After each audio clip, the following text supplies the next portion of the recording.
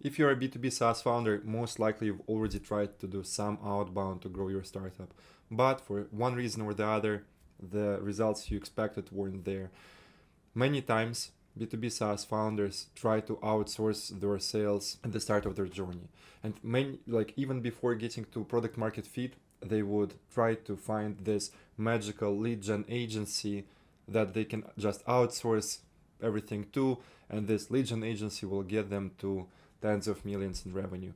Unfortunately, this is not happening quite often because I still try to find those reliable lead gen agencies who can just take cold email out of my headaches and then simply grow my business for me. But sadly, these lead gen agencies who can deliver on the results are a rare phenomenon. And that's why what I do is I help B2B SaaS founders structure everything in-house. And in this video, I will be explaining you some approaches and frameworks that I'm using for my business to grow this one using cold email that you can also replicate in your business. So apart from you trying to outsource to different lead gen agencies, high chance you've tried to approach this cold email animal yourself. But here are different places where you might have faced some bumps. This could be getting the leads, understanding who exactly you need to be reaching out to, then getting all the emails of these leads, then figuring out how to use the software correctly, and then how not to be sending campaigns into spam and actually getting more than 50 or 60% of people open them. Good news is, in this video, I'll explain you how to nail all of this. First of all, regarding your campaign safety, if you've been sending your campaigns from one domain, you've been approaching this wrong because you never want to do cold email using your main company domain. This puts you at risk because imagine something goes wrong and the software sends emails all in once with some incorrect message. Then one day 20 people mark you as spam. Google will see that you are spamming and will kill your domain. And then if you will want to engage with investors or send some other important messages, even though at this moment you would not be doing lead gen, still they would go into spam, and this can really mess up your business. You don't want this to happen. So that's why one of the first things you start with is setting up additional domains to be doing outbound from. Currently, I'm buying them on the thing called Pork Bun because they've got very nice customer support. Previously, we've been buying domains at GoDaddy. So usually we, with founders, start at 20 additional domains, and this gives us a very decent leap in volume comparing with where the founders usually start at. Because out of 5 founders I meet, 3 of them, when they try to approach cold email, they just would find the tool, connect their main domain, and start sending. Please don't do this. The way you want to start is you get 10 to 20, or I'm currently running campaigns from 60 domains, and from each domain, we initially want to place it on warm up, and warm up of the domain is enabling you to not be seen as spam by Google. So imagine that a real person gets the real domain and starts using it for sending emails. What would be their typical behavior? That first day they send a couple emails, next day they send a couple more, sometimes they get replies, sometimes they don't, and this gradually increases so that within few weeks the real scenario is the person would be sending 20 emails a day. Idea of warming up domains is about the same story. You want to show Google and Outlook that you are not spamming, and there are different softwares which allow you to imitate this real user behavior of like warming up domains. That's how it's called. So you just connect your new domain to Google or Outlook. Currently we're using Outlook simply because it's not running as many evil policies against cold email as Google does. And after we connect it to Outlook, next thing is we connect it to the email sending tool, because in our email sending tool called Smart Lead, and I mean you can also use Instantly or few more, they allow you to do this warm-up thing on autopilot, because you just place it on warm-up after doing a few technical records, setting them up here and there. And for 2 weeks, you just keep your domains there and you don't touch anything. These domains that you placed on warm-up are going to be exchanging emails with one another. And this would be showing different service providers like Google and Outlook that, oh, it's like a real person who is making some behavior there. So after 2 weeks of you sending 5 to 15 warm-up emails a day on autopilot, you then are ready to start sending outbound emails. So now, what is important for you to understand about actually getting meetings and sales from cold email? There are 3 components that you need to achieve message market fit with your startup. These are the audience, the message, and the channel. I will start with the channel because many times for a startup, cold email will not even make sense, because if you're growing a demand acquisition type of offer and not demand creation one, then you will have much better success with demand acquisition mechanisms such as ads, content marketing, and so on. And that's why initially you want to understand, okay, what am I even selling, and does it make sense for me to approach it with cold email?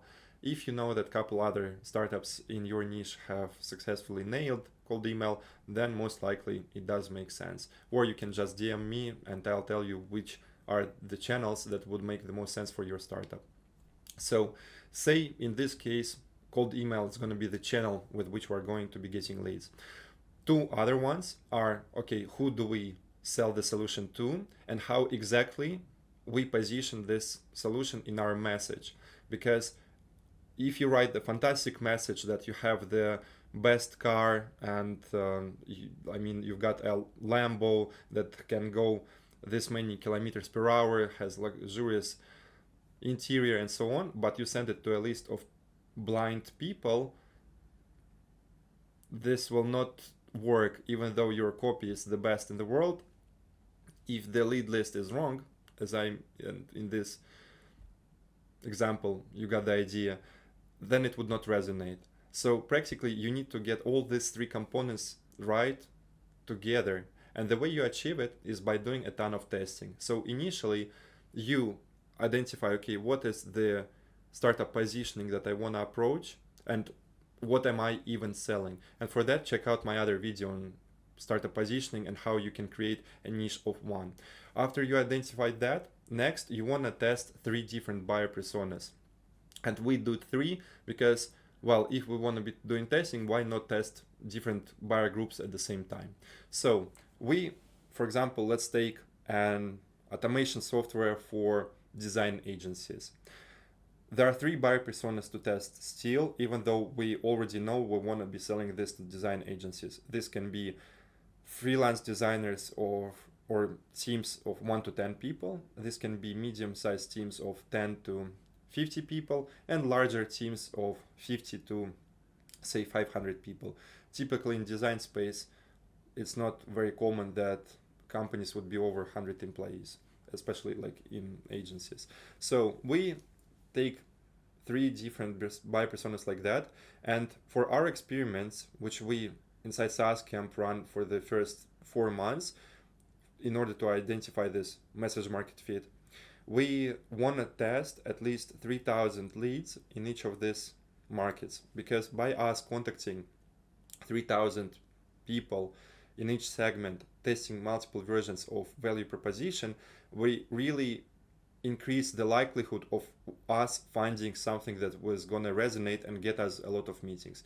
And especially when approaching this, you can ask it in the following way: okay, who would be stupid not to buy my solution after seeing this message? And using this framework, you can then say, okay, these guys, they must be idiots not to reply to that first one, then second and third. So you got 3 buyer personas. Now regarding the messaging, oftentimes if you're selling a demand creation type of offer, you will be in the end selling people money at a discount. And what I mean is that, the closer you are to showcasing how your solution helps people make money, the easier it's going to be to convert them. Imagine the same software automation for design agencies. If the value proposition is going to be, oh, we help you, your design team, achieve results better than ever, okay, sure. And now compare this to something like, we help your design team of 10 to 50 people double the amount of deals or, for example, projects you are handling each quarter. For the founder, it would immediately convert, okay, if we can handle twice the number of projects, we can make twice the revenue. This makes sense for me to invest into this solution like 10 to 20% of what I would make from doubling my revenue, just because I still get an insane ROI. And the beautiful part is, when you get your positioning right, you would be selling such form of a solution to those people for who doubling the revenue would not be like a couple $1,000s as for freelancers, but rather for those who would be making extra 100,000 or a few 100,000 from that, if not millions. Because in this case, you can actually achieve selling the same type of product without making any technical changes for much higher profit margins. And that's how multiple times I went with people charging from something like a couple $100s to us charging thousands for the same solution without doing any technical changes, simply because we started selling to the audience of people who would be making a much higher ROI after investing into the product. Okay, back to the message. Unfortunately, there is not going to be any guru who will tell you, yes, this message is going to resonate best with your market. The only true way how you can find this out is by doing a ton of testing. Because imagine once you send 3,000 emails to each of 3 buyer personas, then you'll be able to see which one resonates best. And for each of the campaigns we're sending to each persona, we usually test between 4 and 6 variations of the campaign copy, because this way we are maximizing our chances of finding this right combination of components to achieve message market fit. If you are trying to create a compelling message for your audience, it would have multiple components. No matter who you're selling to, first of all, you start with the hook. There are different forms of hooks that you can be using for your campaigns. One is the case study angle. Second one is the pain point. Third one is the question. And fourth is a new trend called value proposition angle. So why these hooks? Because historically, if you even look at different magazines which are 100 or a couple 100 years old, you will find that copywriters and creators have been using pains and questions to get people read to the end of their copy. Why? Because it's in our psychology.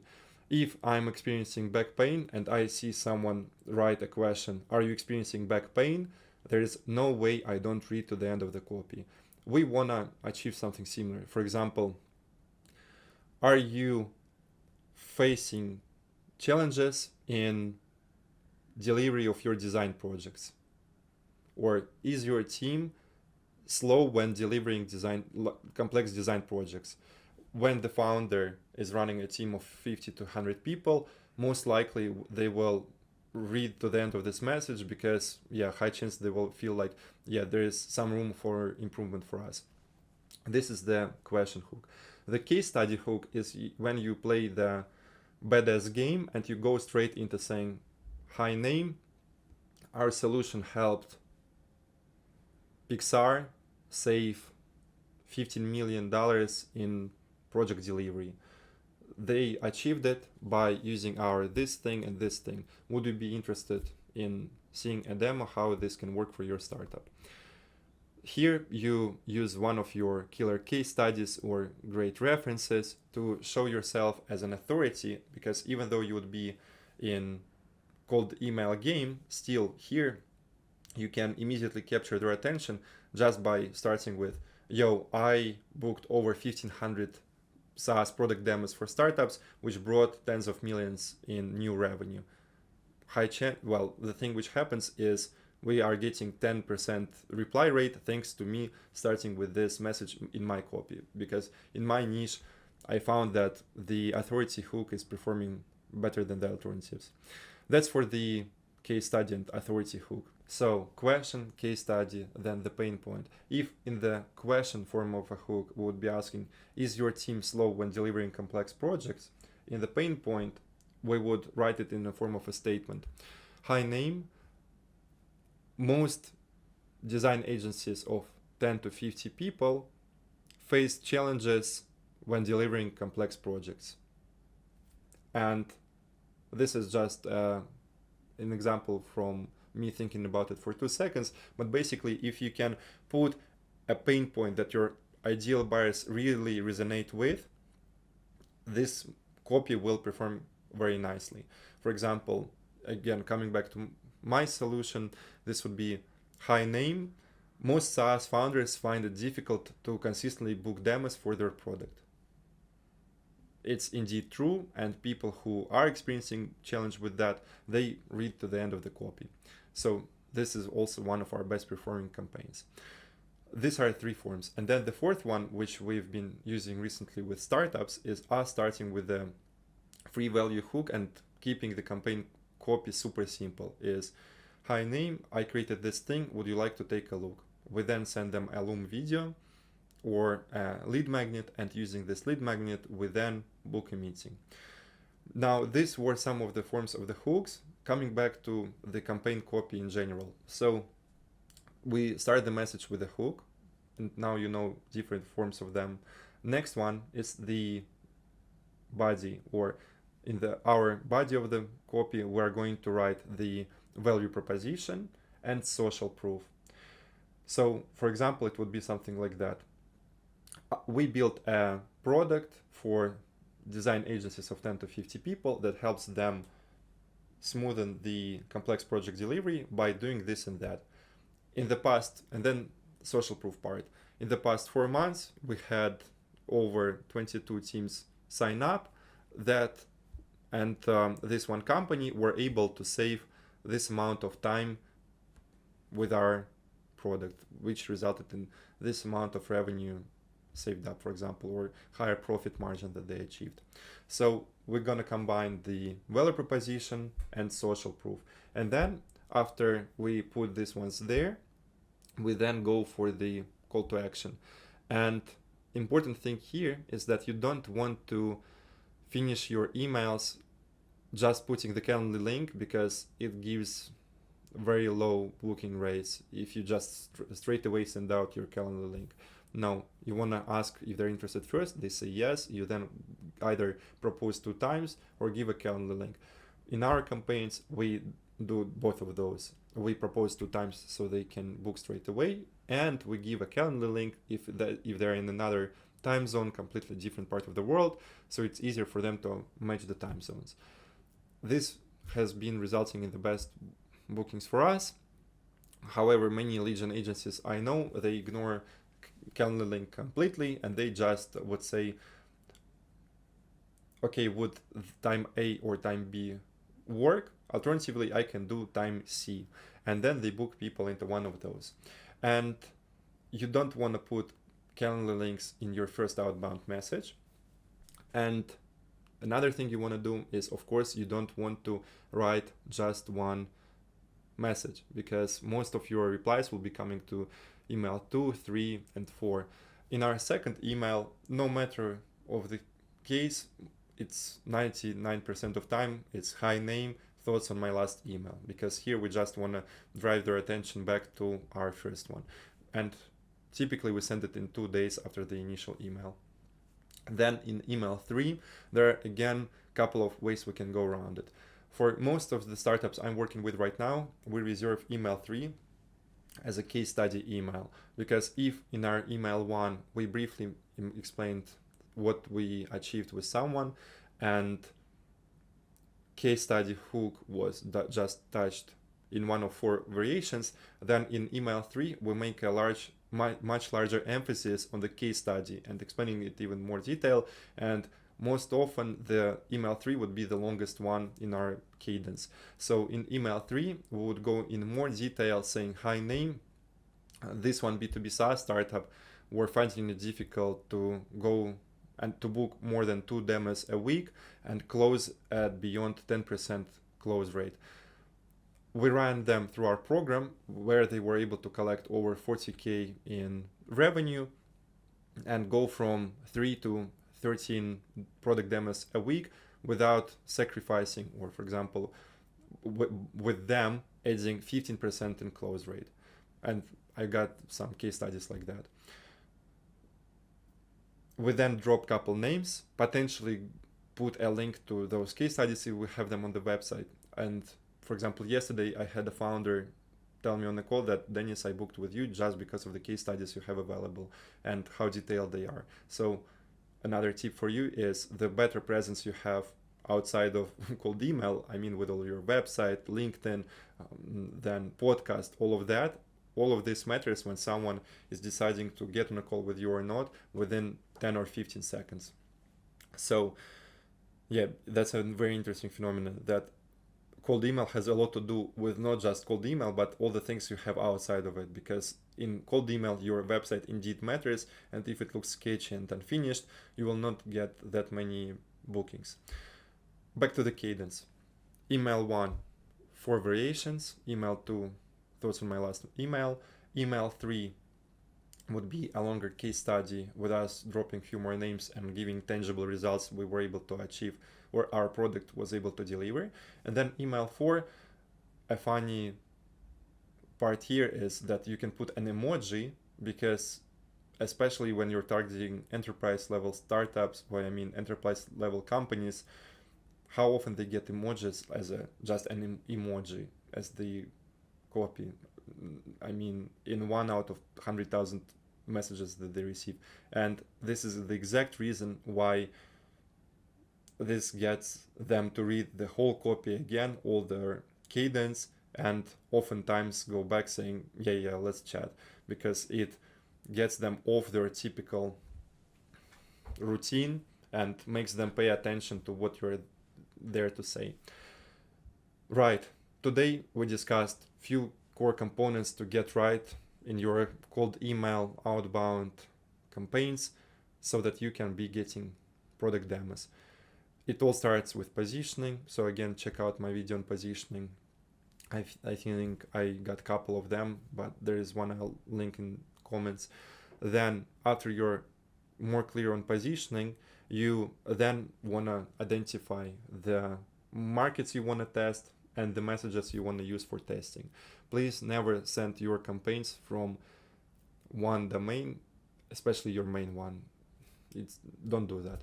And thanks to you staying to the end of the video, there's another crucial important tip, and this is no matter where you get your lead list from, you want to run it through an email verification tool, because otherwise you can really screw up your metrics.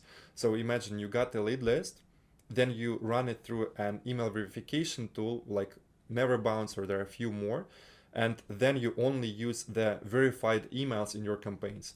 I see many times founders don't do that, and in different industries they are, because of that, getting 20 to 30% open rates instead of 50 to 70. And in addition to that, they are messing up their entire domain reputation, because look, the more emails you send to people who are invalid contacts and the ones who are like unverified, then your bounce rates are getting higher. And once you get above 2 to 3% bounce rate, Google sees it and then starts marking you in spam even more. So please keep in mind that you always want to be reaching out to verified contacts. Test multiple messages, test multiple markets, do a ton more volume that you've previously been doing, because high chance the answer is that instead of you thinking, oh, we send 200 emails, email doesn't work for us. No, because we sent 200 emails just before lunchtime, if not more than that. So now it's like frequently about the different volume game. Unless you are in high ticket enterprise level sales, in which you want to be going with much higher personalization and just going for a different route of things, which I can explain in the next video. Thank you very much for watching. DM me if you got more questions on stuff I covered, and see you in the next one.